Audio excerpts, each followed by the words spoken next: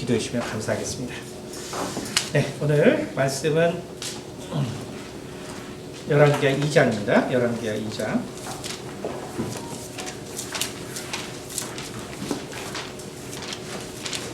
열왕기하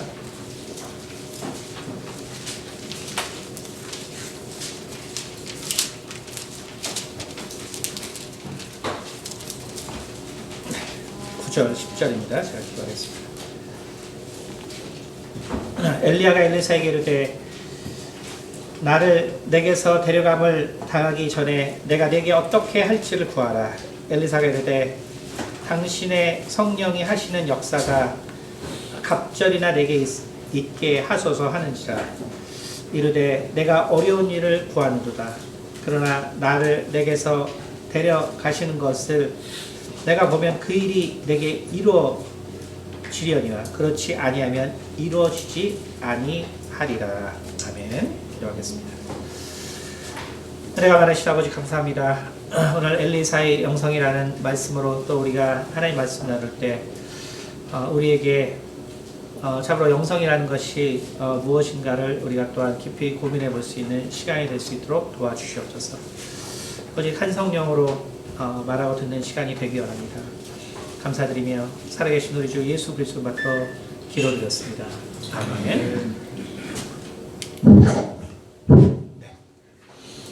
우리가 이제 내년에 그 표가 있는 것처럼 말씀으로 영성을, 영성으로 미래를 이라는 제목으로 저희가 이제 1년을 기도하면서 또 하나님의 인도하심을 또 받기를 저는 사모하고 있습니다.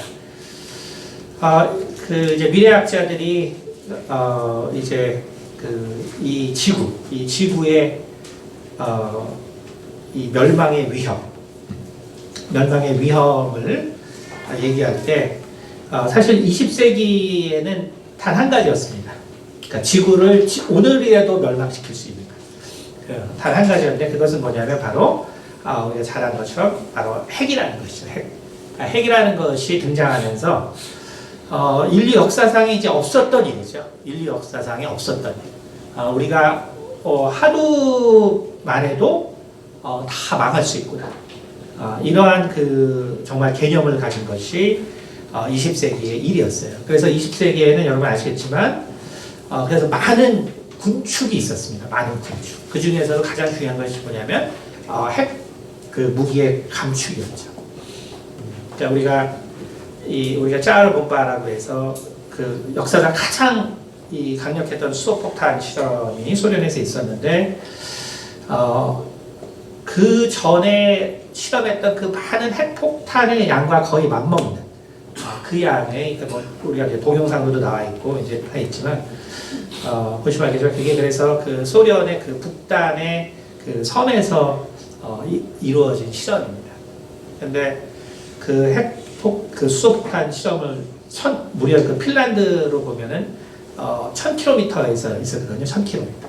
엄청나게 먼 거리에 있었는데 바로 핀란드 접경에 있던 아파트에 엄청나게 많은 수의 유리창들이 다 깨졌습니다. 그러니까 소련은 그런 실험 안 했다고 계속 부인했죠. 하지만 1000km나 떨어져 있었는데 그 핀란드 접경에 있는 아파트 유리창이 깨지고 그 다음에 그 10년 내로 이 서유럽의 갑상선 암 환자들이 아주 급증하게 됩니다.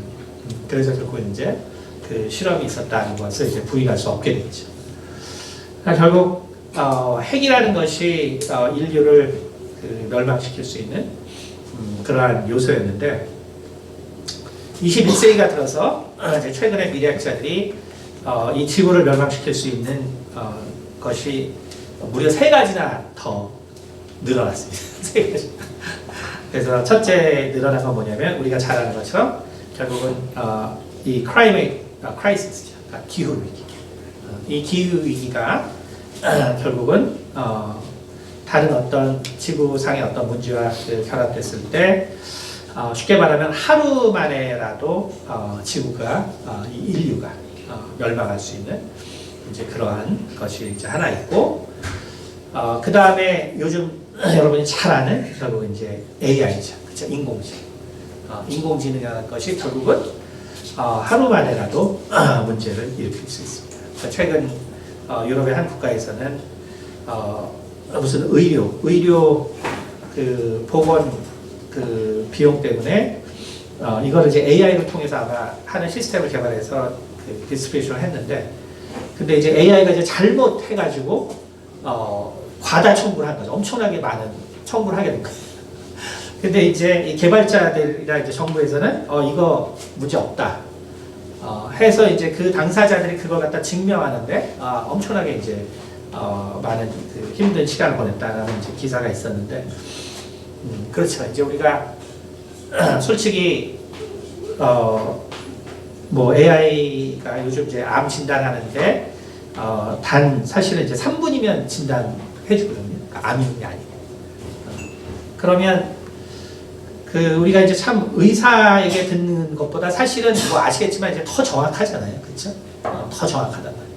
근데 이제 이런 것들이 우리 일반적인 시스템에 적용돼서 그거에서 정말 피해를 보는 사람이 생긴다면 그 사람의 인생은 정말 우리가 생각하는 것보다 훨씬 더 황당하게 많은 피해를 볼 수 있는, 사실 이제 또한 그러한 일도 생기겠죠. 어쨌든 더 발달할수록 이것은 우리의 인류를 하루에라도 멸망시킬 수 있는 그러한 이제 원인이 될 수 있고요. 그다음 마지막 하나가 뭐냐면은 바로 이제 바이오테크죠. 바이오테크. 사실은 바이오테크가 더 어떤 면에서는 가능성이 더 많습니다. 그러니까 최근에 뇌신경 연구가 많이 발달되면서 오가노이드라는, 그래서 이제 그 인간의 세포를 외부에서 키워서 그래서 이제 인간의 질병의 원인도 알게 되고 또 장기 이식을 더 편하게도 하고 그런 각종 기술들이 개발되고 있는데, 그 중에 하나가 이제 결국 인간에게서 제일 쉬운 게 뭐냐면 이 뇌가 가장 인간은 궁금하죠.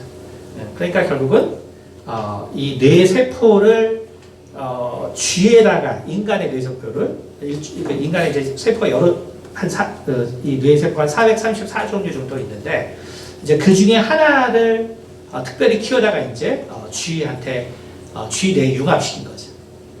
그랬더니 쥐가 잘 받아들이고 사는 거예요. 그러니까 참 사실은 이제 무서운 일이죠. 그렇죠? 무서운 일이죠. 그러니까 결국은 이러한 이 쥐라는 게 인간이 하도 실험을 많이 해서 인간 영생할 수 있는 동물이 있다면 쥐라고 말하거든요. 그러니까 지금 인간을 위해서 실험한 모든 자료를 아마 AI에 넣어서 그래서 쥐를 관리해주면 쥐는 영생을 할 수 있을 정도로 쥐에 대한 막대한 정보를 가지고 있습니다. 그런데 이제 그런 쥐가 이제 인간의 신경망과 그걸 잘 받아들여서 산다. 이거는 진짜 사실은 무서운 일이죠, 사실. 그러니까 결국은 바이오테크놀로지가 인간을 결국 멸망시킬 수 있다. 이런 네 가지가 나오는데, 이와 같이 바로 세상은 항상 그러한 그 격변의 순간에 있고, 특별히 지금은 정말 우리에게 너무너무나 커다란 그 도약을 정말 도약이 될지 도전이 될지 모르겠지만 바로 그러한 때에 살고 있습니다. 오늘 바로 이 시점에서 우리 인간에게 있어서는 그러면 가장 우리가 가지고 있어야 될, 우리 인간으로서 우리 삶에 있어서 그렇다면 우리가 지녀야 될 이런 모든 것보다 더 뛰어나게 인간이 가질 수 있는 것이 무엇이냐라고 할 때 그것은 우리가 영성이라고 말할 수가 있을 것입니다. 그렇기 때문에 우리가 영성이라는 것이 무엇인가를 우리가 이제 한 번씩 생각해 보면은 우리가 이 세상의 변화를 우리가 두려워하지 않고 우리가 그것을 오히려 하나님의 시각에서 바라보고 그리고 이끌 수 있는 능력을 우리가 가질 수 있게 될 것이라고 생각을 합니다. 오늘 엘리야와 엘리사 성경에서 아주 유명한 인물입니다. 엘리야와 엘리사의 우리가 그 삶을 보면은 오늘은 특별히 이제 엘리사의 영성이기 때문에 엘리사의 영성을 보면은 여러분이 그래서 꼭 이 열왕기 상하를 꼭 읽어보세요. 그래서 이 내용에 대해서 잘 모르실 분은 열왕기 상하를 꼭 읽어보시기 바랍니다. 한마디로 이 엘리야와 엘리사는 완전한 어떤 그 격변기, 완전한 격변기를 산 사람들입니다. 이게 이제 어떤 격변기냐면은 이게 대략 구약으로 보면은 한 700년, 그러니까 기원전 700년 전. 그러니까 기원전 700년이라는 것은 이제 어떤 걸 의미하냐면 인류의 거대 사고가 없던 시절이에요. 그러니까 인류의 거대 사고가 없던 시절이라는 건 뭐냐면 우리가 석가모니도 예를 들면 기원전 500에서 600년경 사람입니다. 그 다음에 우리가 소크라테스나 플라톤도 기원전 5세기, 6세기 사람이에요. 그러니까 다시 말하면은 인류가 아직 어떻게 생각을 해야 되는지를 모르던 시절이라는 거예요. 그러니까 지금 이 엘리야와 엘리사가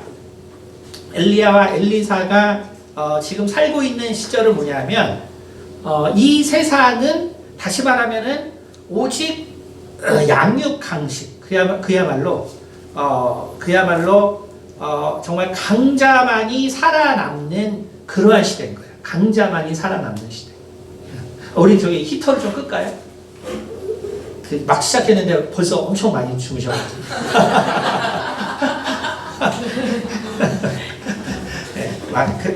그래도 항상 말하지만 교회에서 자는 게 은혜입니다.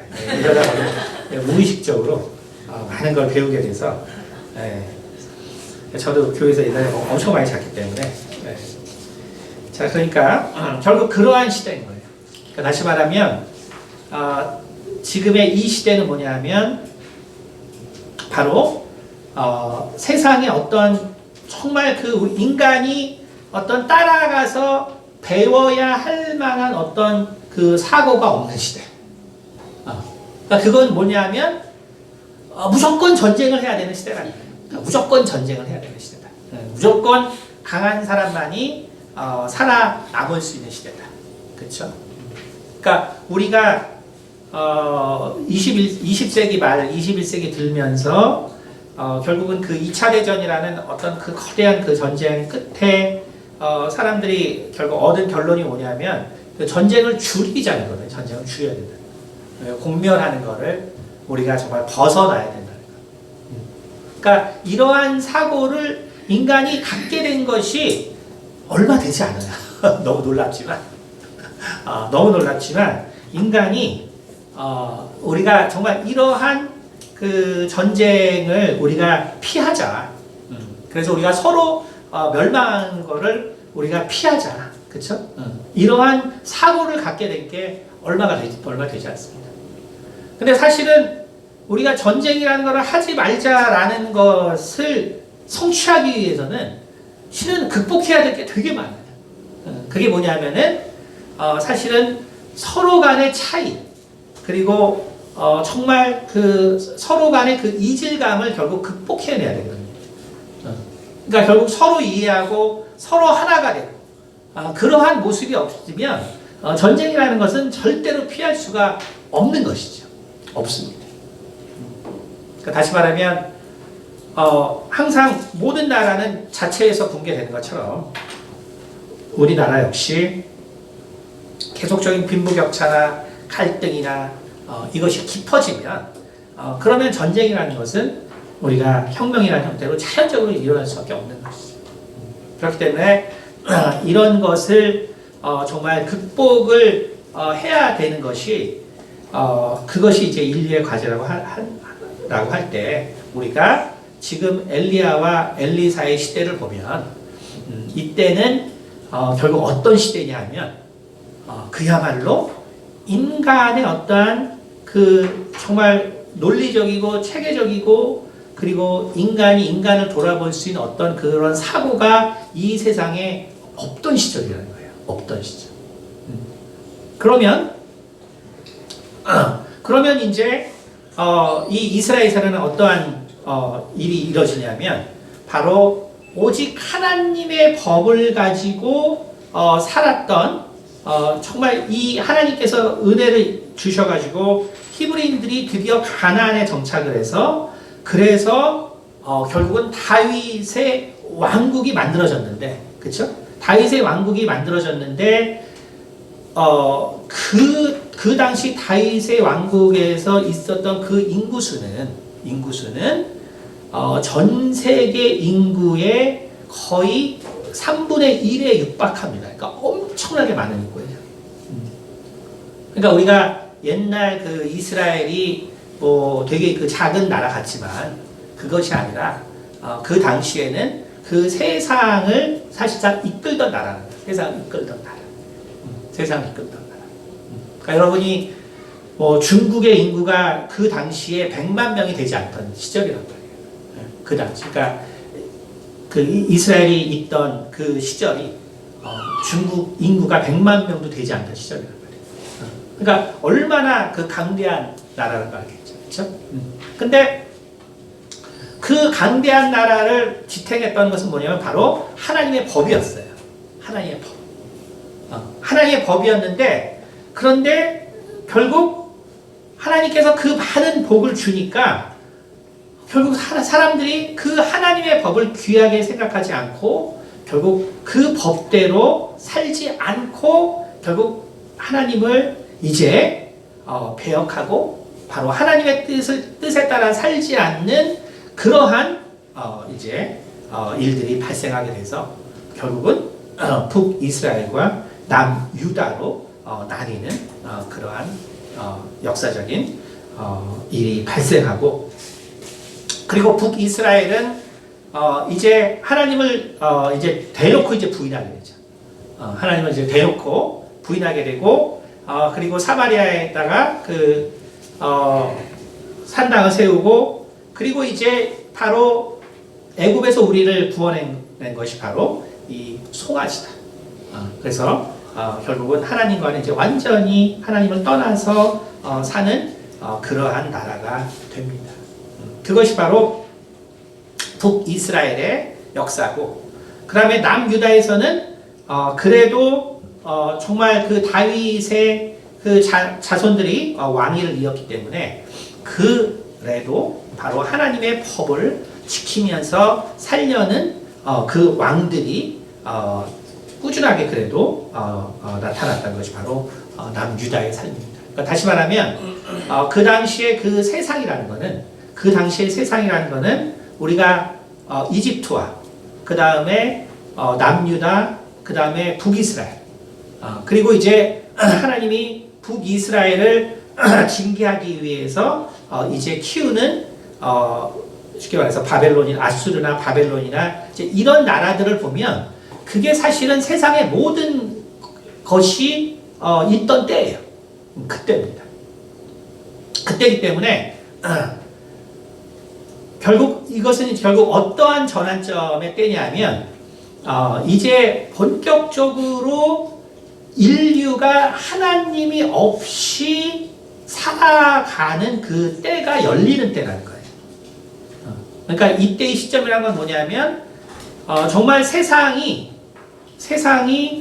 하나님의 사람들을 중심으로 쭉 그렇게 세상이 그래도 이끌어지던 그때에서 이제는 완전히 하나님과는 관계없는 사람들이 이제 정말 세상에 퍼지게 되고, 그리고 세상에 충만하게 되고, 바로 그때가 바로 열리는 것이 바로 엘리야와 엘리사의 때라는 거예요. 그러니까 여러분이 그것을 이해하시면 예수님께서 왜 누가복음 3장의 그 4장에서 바로 이 공생애를 시작하시면서 엘리야와 엘리사의 이야기를 하고 시작했는가? 그렇죠?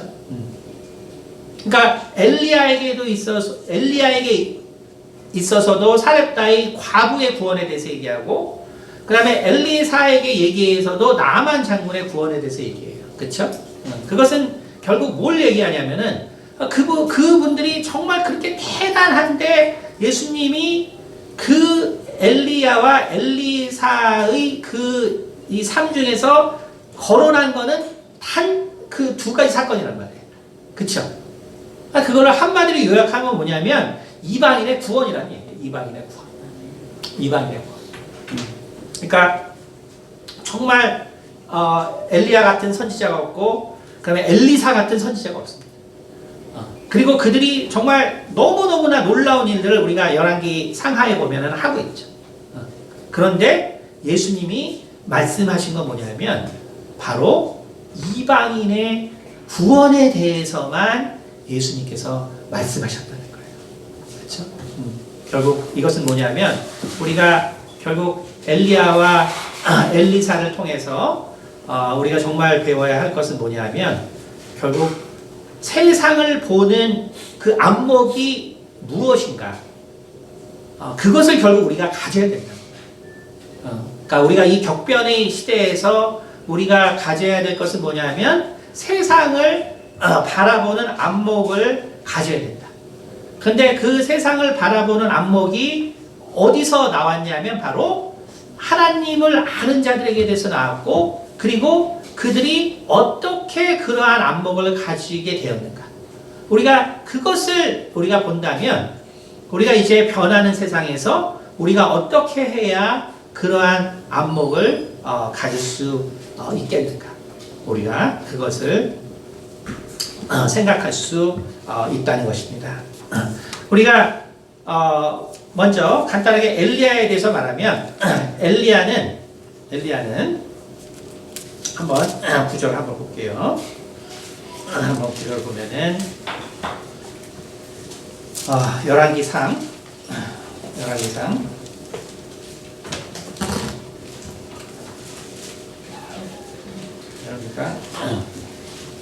19장에 열왕기상 19장입니다. 19장 14절에 이렇게 말하고 있습니다. 그가 대답하되 내가 만군의 하나님 여호와께 열심히 유별하오니 이는 이스라엘 자손이 주의 언약을 버리고 주의 제단을 헐며 칼로 주의 선지자들을 죽였으며며 오직 나만 남았거늘 그들이 내 생명을 찾아 빼앗으려 하나이다. 그쵸? 자, 이렇게 얘기하는데 항상 엘리야는 자기에 대해서 뭐라 하냐면 내가 만군의 하나님 여호와께 열심히 유별하오니, 그렇죠? 그래서 이제 이게 성경이 이제 그 전 성경 보면은 번역들이 그래서 되게 재미있어요. 열심히 특심하오니, 근데 지금 이제 열심히 유별하오니 이렇게 했지만 열심히 특심하오니, 그렇죠? 그러니까 열심히 있는데 그 중에서도 나는 특별한 마음을 가졌다. 이거죠. 그렇죠? 그러니까 엘리야는 이런 얘기를 많이 해요. 나는 하나님에 대한 열심이 정말 특별합니다. 나는 하나님에 대한 열심이 특별합니다. 그런데 정말 이 엘리야를 우리가 한마디로 표현하자면 엘리야는 성경 어디 봐도 별 기쁨이 없어요. 엘리야라는 사람을 잘 보면은 여러분 잘 묵상을 계속 해보세요. 엘리야라는 사람은 참 기쁨이라는 게 별로 없어요. 기쁨이 없어요. 물론 그 시대 자체가 이렇게 선지자들을 죽이고 그리고 이 북이스라엘이 특별히 정말 특별히 이 하나님을 믿는 자들이 많은 박해를 받고 있던 그러한 시절이지만 그러나 엘리야의 그 인생을 보면 엘리야는 정말 참 뭐라 그럴까 이렇게 엘리야를 묵상하면 참 감정이 참 어떤 면에서 없는 사람처럼도 느껴져요. 감정이 참 없는 사람입니다. 근데 그것이 아니라 제가 말씀드린 것처럼 그것이 바로 엘리야의 어떤 그 성향 때문에 그렇다. 그러니까 엘리야의 성향은 뭐냐면 그냥 쉽게 말하면은 그 옛날 우리 엄마 같은 사람들, 옛날 우리 어머니 같은 사람들, 그러니까 조선시대 여인 같은 사람들. 그러니까 그냥 무조건 헌신하는 거죠. 뭐 헌신에는 아무 이유가 없는 거예요. 그냥 내 자녀니까 내가 헌신한다. 내 자녀니까 내가 그냥 이렇게 살아. 그냥 아무 생각이 없는 거야. 근데 그러니까 그 헌신하니 어떻게 해서 그 인생이 뭐 아무런 뭐 기쁨이 없겠죠. 그쵸? 근데 그냥 헌신하는 그냥 죽을 때까지 그냥 그쵸. 그러니까 여러분 그래서 옛날에 그 저희 때만 해도 이렇게 머리에 정말 큰 짐을 이고 다니는 정말 그 아줌마들이 많이 있었거든요. 머리에 이고 그다음에 어때요? 손에 들고 그쵸. 그러니까 지금은 이제 진짜 그런 사람 없잖아요. 그쵸? 근데 제가 대학 다닐 때만 해도 버스 기다리고 있으면 정말 그 신림동에 이렇게 큰 짐을 지고 큰 짐을 든 할머니들이 얼마나 잘 다니지 몰라요. 머리에다 이따만한 짐을 얼마나 잘 다니지. 요즘 젊은 사람 한두 번도 본 적 없죠. 그쵸? 요즘 젊은 사람은 알 수가 없어요. 근데 정말 옛날 분들은 진짜 장사하기 위해서 또 이런 그 쇠 철판에다가 많은 과일을 채소를 또 담고 또 양손에는 잔뜩 들고 또 어떻게 다니는지 몰라. 나이 든 사람 다 알아요. 그쵸? 그러니까 이게 뭐냐면 그냥 내 인생이 그런 내 인생. 내 인생이 그렇고 그냥 내가 사람으로 태어났으니까 그냥 애 낳고 키우는 게 내 인생이지. 그쵸? 그러니까 오늘날은 이제 우리가 그것을 정말 별로 안 좋은 시각으로 바라보지만 그러나 우리가 지난 시간에 마리아에 대해서 한 것처럼 사실은 하나님이 원래 만들었던 인간이 바로 그러한 인간들이다. 그러니까 하나님의 말씀을 그대로 받아들일 수 있고 그리고 그것을 그대로 삶 가운데 적용할 수 있고 그렇죠? 근데 이제 그것이 그렇게 사는 사람들이 그 바보 같고 형편없고 이제 이런 세상으로 바뀌어 버리니까 그들에게도 마음의 기쁨이 다 없어져 버렸죠. 그렇죠? 그러니까 원래는 그렇게 살고 그래서 하나님께 받은 감동이 되게 기쁜 그러한 그 삶이었는데 세상이 결국은 무한한 경쟁과 하나님이 그렇게 흩어져 살라 그랬는데 가인이 결국 도시를 만들어서 결국 도시 문명을 만들자. 그렇죠? 그러니까 도시 문명이 만들어지니까 빈부차가 생기고 그 다음에 이방인에 대한 편견이 생기고 그 다음에 정말 그 이방인에 대한 문화적 결국 편견이 생기고 그래서 계급이 생기고 그러니까 우리가 지금 추구하는 모든 것들이 실은 그 가인의 그 생각들이죠. 실은 우리가 추구하는 모든 것들.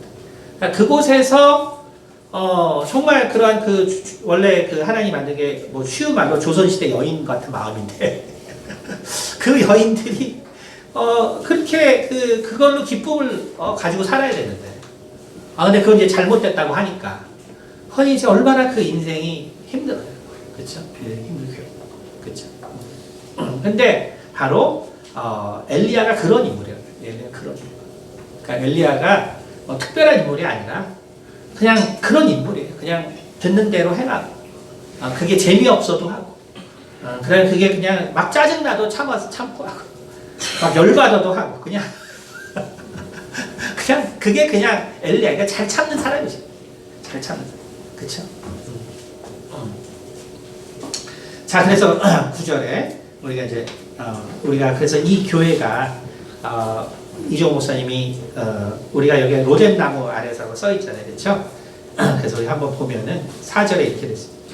자기 자신은 광야로 들어가 하루길쯤 가서 한 로뎀 나무 아래에 앉아서 자기가 죽기를 원하이르되 여호와여 넉넉하오니 지금 내 생명을 거두시옵소서. 나는 내 조상들보다 낫지 못하나이다. 그쵸? 라고 했는데 실은 그 전에 바알의 선지자 400명을 하나님께서 하늘에 불을 내려서 다 심판하는 걸 본 사람이거든요. 그쵸? 본 사람인데 로뎀 나무 아래에서 죽기를 간구한단 말이에요. 그쵸? 그러니까 뭐냐면 뭐를 해도 기쁨이 별로 없는 거예요. 뭐를 해도 기쁨이 별로 없어요. 그러니까 우리가 그래서 엘리야를 보고 그래서 많은 분들이 위로를 받아야 돼요. 이거 내가 잘못된 게 아니구나. 내가 기쁨이 없는 건 내가 잘못된 게 아니라 세상의 죄악의 문화가 넘쳐서 나에게 기쁨이 없는 거구나. 그거를 잘 이해하시면 돼요. 내가 하나님이라도 재미없잖아요. 그렇죠? 교회에서 뭐 해도 재미없잖아요. 그렇죠? 뭐 감동도 없잖아요. 그렇죠? 그게 이상한 게 아니라. 이상한 게 아니라 그게 세상의 죄악이 넘치다 보니까 그렇게 하는 나를 세상이 이상하게 보기 때문에 그런 거예요. 그러니까 나에게 당연히 기쁨이 주는 거죠. 그렇죠? 나에게 당연히 그렇게 되는 거예요. 자, 그러니까 그렇죠? 그러니까 11절에 10절에 그 말은 그가 대답하되 내가 만군의 하나님 여호와께 열심히 유별하오니 이는 이스라엘 자손이 주의 언약을 버리고 주의 제단을 헐며 칼로 주의 선자를 죽였으며 오직 나만 남았거늘 그들이 내 생명을 찾아 빼앗으려 하나이다. 그러니까 여러분이 그래서 여호와의 열심히 유별하오니 여러분 이런 걸 이상하게 생각하지 마세요. 그러니까 야 엘리야는 되게 특이한 사람인 거구나. 엘리야는 어떤 특별한 믿음이 있나 보다. 이렇게 생각하지 마세요. 조선시대 연료를 생각해요. 연료비를 세우잖아. 그러니까 남편이 죽었어요. 평생 수절하는 그냥 애 키우고 유복자 애를 키우고 평생 수절하면 연료비를 세워줘요. 근데 그게 많아요 우리나라에.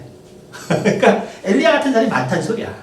그러니까 여러분이 무슨 엘리야의 뭐 열심히 특별한 특심하기 때문에 여러분이 그거를 나는 저런 사람처럼 못 될 거야. 그게 아니라 그냥 조선의 그 연료들은 다 엘리야 같은 마음입니다. 얼마나 힘들겠어요. 유복자를 가지고 이제 남편이 죽었는데 40년 애만 키우고 그쵸? 수절을 해야 됩니다. 근데 그런 사람이 많았다는 거예요. 그런 사람이 많았다는 게 뭐예요? 실은 엘리야 같은 성정이 있는 사람이 많은 나라였다는 거예요. 이 나라. 그러니까 기독교 문명이 우리나라 기독교가 어떻게 해서 컸어요. 다 새벽 기도 다니시는 아줌마들 때문에 성장했잖아요. 그쵸? 그렇잖아요. 그러니까 그게 다른 게 아니에요. 근데 뭐 그렇게 한다고 기쁨이 있냐? 그거는 아니라는 것이죠. 그러나 그것은 우리가 문제가 아니라 그건 바로 세상 죄악으로 말미암아서 바로 우리가 하나님이 주시는 기쁨을 누릴 수 없는 환경이 되었기 때문이다라는 것이죠. 그러니까 11절에 말합니다. 여호와께서 이르시되 너는 나가서 여호와 앞에서 산에 서라 하시더니 여호와께서 지나가시는데 여호와 앞에 크고 강한 바람이 산을 가고 바위를 부수나 바람 가운데 여호와께서 계시지 아니하며 바람 후에 지진이 있으나 지진 가운데서도 여호와께서 계시지 않아요. 또 지진 후에 불이 있으나 불 가운데에도 여호와께 계세요. 그래서 이게 진짜 이 블록버스터 중에서 최고의 블록버스터. 근데 이게 3D도 아니고 실사 블록버스터. 이거를 하나님이 오직 엘리야를 위해서 보여주세요. 오직 엘리야를 위해서. 엘리야는 이제 사실 보고 싶지 않아요. 빨리 죽으면 좋겠는데 이제 자꾸 보여주는 거예요. 그렇죠? 너무너무 대단한 장면을 자꾸 보여주는 거예요. 그러니까 13절에 엘리야가 듣고 그렇죠? 근데 뭐예요? 여호와께서 계시지 아니하더니 불 후에 세미한 소리가 있는지라 엘리야가 듣고 겉옷으로 얼굴을 가리고 나아가 불 어귀에 서매 소리가 그에게 임하여 이르시되 엘리야야 내가 어찌하여 여기 있느냐. 그쵸? 근데 또 뭐래? 그가 대답하여 내가 만군의 여호와 하나님께 열심히 유별하오니 항상 이제 나는 하나님을 사랑하는 것밖에 없어요. 그게 엘리야의 유일한 말이에요. 그게 뭐냐면 조선시대 엄마들이 나 너 키우기 위해 살았어. 나는 네가 다야. 얼마나 자식 입장에서 끔찍해요. 나 이제 결혼하고 나 이제 애 낳아서 부모 관심 없이 살아야 되는데 나는 네가 다야. 그렇죠? 얼마나 참 힘들어. 그렇죠? 근데 바로 그 마음이란 그 마음. 그 마음이 엘리야의 마음이에요. 나는 그냥 당신을 사랑해요. 근데 난 사실 기쁨은 없어요. 사실 난 감동도 없어요. 사실 나는 사는 게 재미도 없어요. 근데 난 그냥 당신을 사랑해요. 그게 우리 조선시대 어머니예요. 나는 그냥 이 역경을 그냥 널 위해서 사실 내가 견딘 거야. 자녀 입장에서 되게 끔찍하죠. 그렇죠? 그러나 하나님은 그걸 기뻐하셨다는 거예요. 하나님 그걸 기뻐하십니다. 그렇죠? 하나님은 그걸 기뻐하셔서 정말 이 엘리야에게 너무너무나 대단한 것을 보여주신 하나님이세요. 그렇죠? 그래서 우리가 정말 야고보가 엘리야의 정말 그 성정이 우리와 다르지 않다는 것이 여러분 무엇인가를 기억하시고 내가 하나님을 정말로 사랑하면요 그게 된 거예요. 그냥 그러니까 누가 뭐라 그래 상관없어요. 그냥 내가 그냥 하나님을 사랑하면 되고 그 생각이 내 머릿속에만 있으면 돼요. 내가 하나님 때문에 안 기뻐도 되는 거예요. 내가 하나님 때문에 재미가 있는 일이 없어도 내가 하나님 때문에 웃을 일이 없어도 되는 거예요. 그냥 내가 하나님을 사랑하는 그 마음으로 내가 살고 있으면 되는 거예요. 왜 이렇게 됐냐? 그건 내 책임이 아니라 바로 죄악된 세상 때문에 그런 거예요. 죄악된 세상 때문에 그런 것이지 내가 뭔가 믿음이 없어서 그런 것이 아니라 내가 무슨 열심이 없어서 그런 것이 아니고 내가 뭔가 참지 못해서 그런 것이 아니고 내가 말씀이 부족해서 그런 것이 아니에요. 그냥 세상의 죄악 때문에 내가 이렇게 된 것이에요. 근데 엘리야와는 완전히 다른 사람이었죠. 그렇죠? 그러니까 여기서 이제 19장 17절에 하나님이 엘리야에게 말합니다. 너는 이제 나중에 또 설명하겠지만 15절부터 여호와께서 그에게 이르시되 너는 내 길을 돌이켜 광야를 통하여 다메섹에 가서 이르거든 핫사엘에게 기름을 부어 아람의 왕이 되게 하고 너는 또 님시 아들 예후에게 기름을 부어 이스라엘의 왕이 되게 하고 또 아벨 무홀라 사바시 아들 엘리사에게 기름을 부어 너를 대신하여 선지자가 되게 하라. 핫사엘의 칼을 피하는 자를 예후가 죽일 것이요 예후의 칼을 피하는 자를 엘리사가 죽이리니 그러나 내가 이스라엘 가운데 7,000명을 남기니 다 바알에게 무릎을 꿇지 아니하고 다 바알에게 입맞추지 아니한 자니라. 그렇죠? 자, 그래서 이제 다음 시간에 얘기했지만 하나님께서 세상을 이끄시는 전격적으로 다른 생각과 다른 방식을 엘리야에게 부어줍니다. 그런데 엘리야는 그 성정이 이것을 할 수 있는 사람은 아니에요. 사람마다 할 수 있는 역할이 다 다릅니다.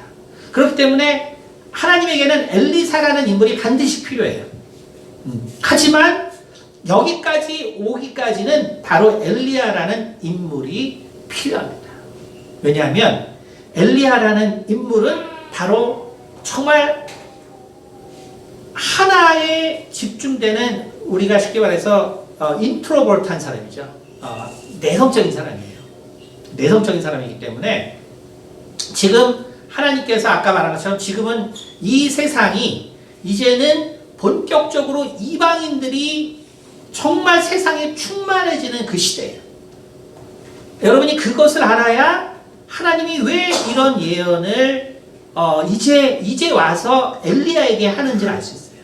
그러니까 이 예언의 핵심은 뭐냐면, 그렇죠? 뭐냐면 바로 핫사엘에게 정말 안수를 하는 것이고, 예후에게 안수를 하는 것이고, 그 다음에 엘리사에게 안수하는 거예요.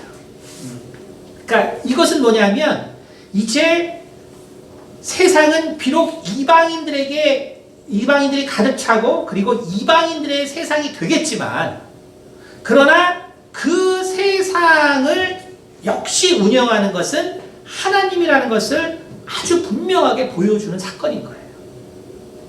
그 사건. 다시 말하면 엘리야의 시대에는 북이스라엘과 남유다가 사실상 세상의 전부 같은 상황이에요. 그렇기 때문에 엘리야처럼 바로 하나님에게만 집중하는 사람이 필요한 거예요. 하나님에게 집중하는 사람. 그런데 이제 세상에 이방인들이 충만해지는 이 시점에서는 엘리야와는 다른 성향의 사람이 필요한 거예요. 그것은 뭐냐면 완전히 엘리야와는 반대되는 완전히 외향적인 인물. 그 인물이 필요한 거죠. 그래서 드디어 우리가 그렇게 이제 설교 시간에 나오는 초긍정인이 등장하는 시대가 바로 이 시대가 되는 거예요. 초긍정에 의해서 하나님께서 쓰시는 시대가 바로 이 시대가 되는 거예요. 자, 그래서 19절입니다. 엘리야가 거기서 떠나 사밧의 아들 엘리사를 만나니 그가 12겨릿소를 앞세우고 밭을 가는데 자기는 12째 겨릿소와 함께 있다. 이게 그러니까 우리나라 말로 겨릿소가 쌍이라는 소리다. 그러니까 진짜 대단한 사람이죠. 그러니까 소를 24마리를 엮어가지고 밭을 가는. 저는 이 사람의 이 스케일과 이거는 진짜 뭐 어떻게 진짜 이런 생각을 하고 농작을 하나요? 농경을. 그쵸? 대단한 사람이에요. 자, 그래서 12겨릿소 함께 있더라. 엘리야가 그리로 건너가서 겉옷을 그 위에 던졌더니 그가 소를 버리고 엘리야에게로 달려가서 이르되 청하건대 나를 내 부모와 입맞추게 하소서. 그리한 후에 내가 당신을 따르리라. 근데 너무 대단하지 않아요? 엘리야는 아무 말도 안 했어요.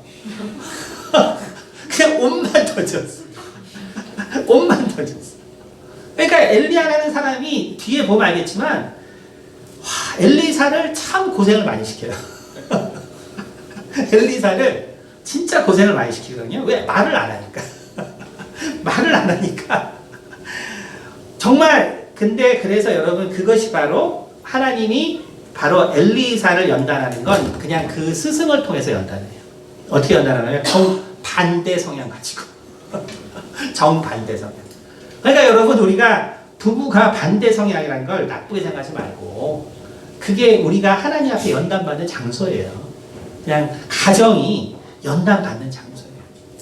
그래서 그것만 잘 극복하면 거기에 모든 부와 명예와 부귀가 거기 생깁니다.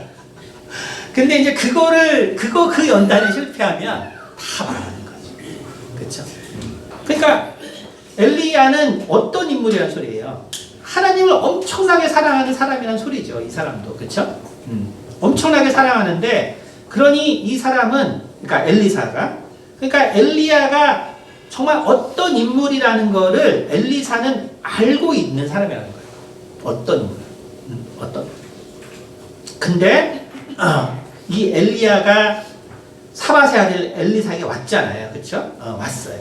그러면 이 길을 보면 알겠지만 호렙산에서 나중에 지금 어떤 일이 있었냐면 이 핫사엘을 안수하기 위해서 다메섹까지 가요. 근데 하나님이 거기서 다메섹까지 보내고 다시 그 중간에 있는 아벨 누올이라는 지역에 오게 하거든요. 그 중간에.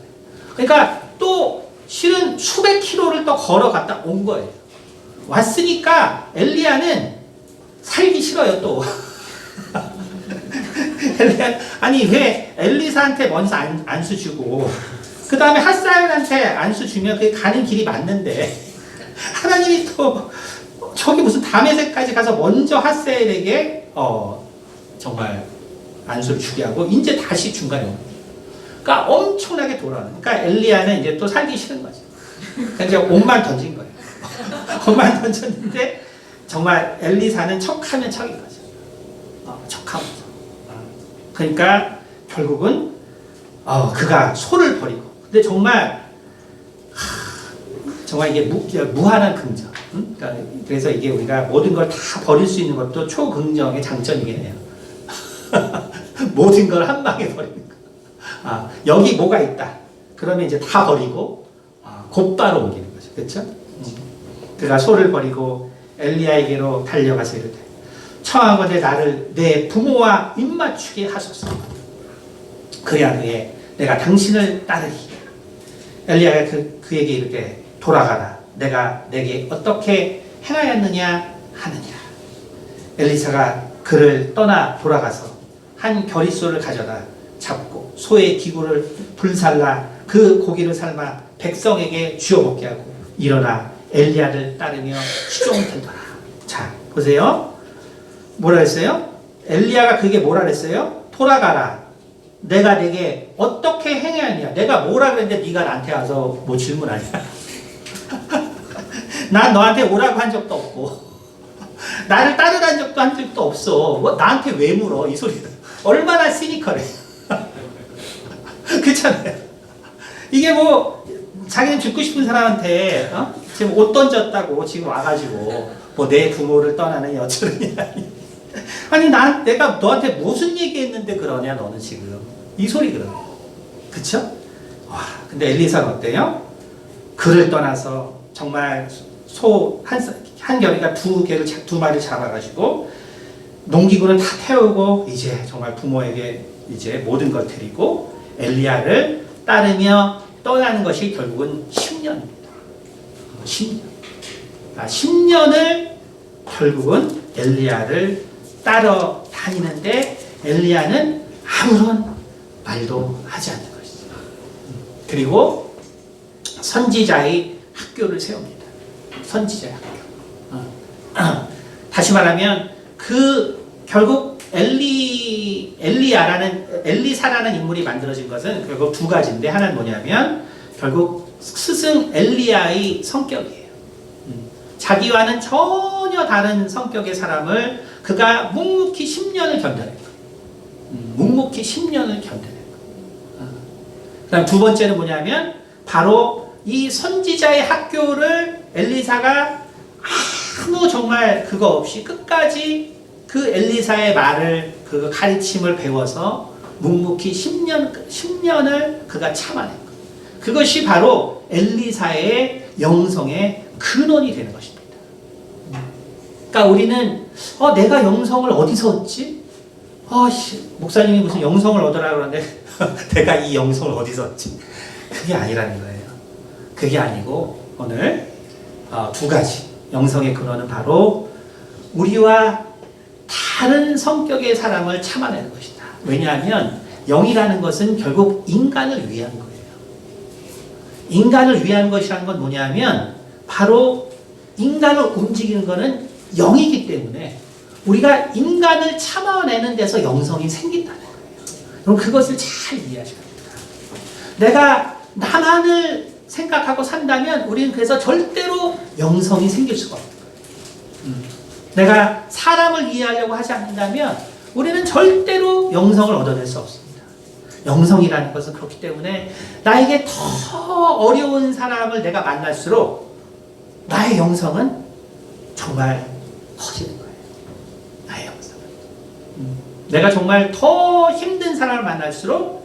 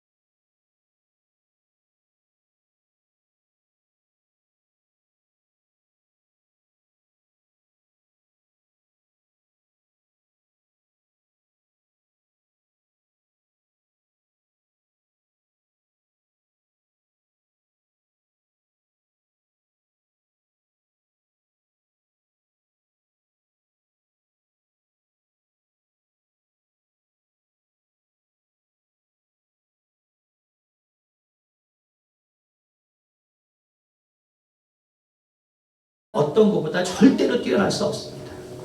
우리는 그런 자신을 가지고 우리가 정말 이 엘리사의 영성을 우리가 정말 배워서 우리가 내년에는 세상이 정말 두렵거나 버겁거나 힘든 것이 아니라 정말 세상을 이 변화되는 세상에 하나님이 내게 분명히 맡겨주신 사명이 있다는 것을 생각하시고 그래서 이 세상의 변화를 정말 당당하게 하나님과 함께 하시고 여러분의 역할을 담당하시길 예수 이름으로 축원드립니다.